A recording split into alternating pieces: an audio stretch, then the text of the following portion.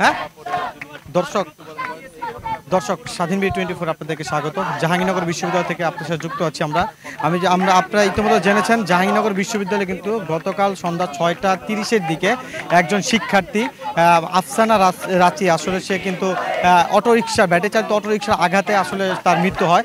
আমরা যতটুকু জেনেছি তার জন্য কিন্তু আজকে বিশ্ববিদ্যালয়ের যে শিক্ষার্থীরা রয়েছে তারা কিন্তু আন্দোলনে নেমেছে। সকাল থেকে কিন্তু তাদের একটি আন্দোলন কর্মসূচি তারা গ্রহণ করে নিয়েছে।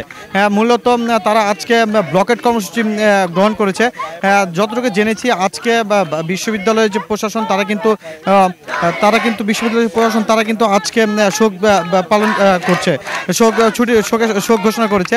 আমরা জানতে পেরেছি বিশ্ববিদ্যালয়ে আজকে কোনো প্রকার যাতে যান চলাচল করতে না পারে সে কারণে কিন্তু তারা ব্লকেট কর্মসূচি গ্রহণ করছে এবং তাদের দাবি বিশ্ববিদ্যালয় প্রশাসনের অবকাঠামোগত ত্রুটি তার কারণে কিন্তু এই মৃত্যু সংঘটিত হয়েছে। আমি যদি আপনাদেরকে একটু দেখানোর চেষ্টা করি, বিশ্ববিদ্যালয়ের প্রত্যেকটি গেট কিন্তু শিক্ষার্থীরা তালা মেরে দিয়েছে। তাদের কথা যে বিশ্ববিদ্যালয়ে আজ থেকে কোনো যান চলাচল করতে পারবে না। আমি যদি আপনাদের একটু আমরা যদি একজনের সাথে কথা বলি, আমরা একজনের সাথে কথা বলবো। আচ্ছা, ওকে, ঠিক আছে।